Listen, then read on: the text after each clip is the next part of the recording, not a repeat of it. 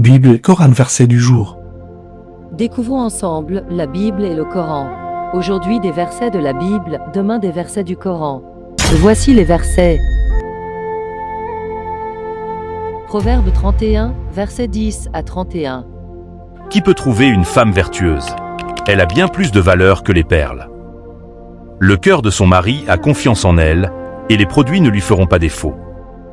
Elle lui fait du bien, et non du mal, tous les jours de sa vie. Elle se procure de la laine et du lin, et travaille d'une main joyeuse. Elle est comme un navire marchand, elle amène son pain de loin. Elle se lève lorsqu'il est encore nuit, et elle donne la nourriture à sa maison, et la tâche à ses servantes. Elle pense à un champ, et elle l'acquiert. Du fruit de son travail, elle plante une vigne. Elle ceint de force ses reins, et elle affermit ses bras. Elle sent que ce qu'elle gagne est bon. Sa lampe ne s'éteint point pendant la nuit. Elle met la main à la quenouille, et ses doigts tiennent le fuseau.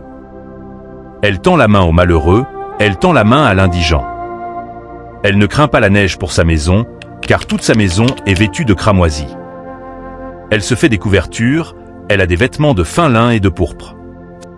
Son mari est considéré aux portes, lorsqu'il siège avec les anciens du pays. Elle fait des chemises, et les vend, et elle livre des ceintures aux marchands. Elle est revêtue de force et de gloire, et elle se rit de l'avenir.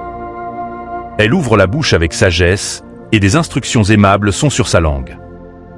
Elle veille sur ce qui se passe dans sa maison, et elle ne mange pas le pain de paresse. Ses fils se lèvent et la disent heureuse. Son mari se lève et lui donne des louanges. Plusieurs filles ont une conduite vertueuse, mais toi, tu les surpasses toutes. La grâce est trompeuse et la beauté est vaine. La femme qui craint l'Éternel est celle qui sera louée. Récompensez-la du fruit de son travail, et qu'au-porte ses œuvres la louent.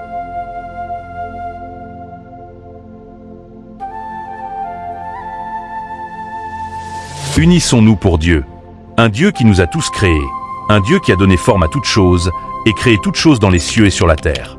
Un Dieu qui est toujours avec nous, toujours présent dans nos vies, et jamais absent. Un Dieu qui sait tout, voit tout, entend tout, et rien ne lui échappe. Et il connaît même le contenu des cœurs. Pour lui, cherchons les points qui nous unissent, au lieu de chercher les points qui nous divisent. Jésus et Mohammed. Pas de comparaison, ni de distinction. Eux deux comme les autres envoyés. Noé, Abraham, Moïse, Jésus, Mohammed et les autres. Eux tous ont été choisis par Dieu pour la même mission. Appeler les gens vers Dieu et faire la volonté de Dieu. Voilà leur mission. Grand respect aux 3 livres.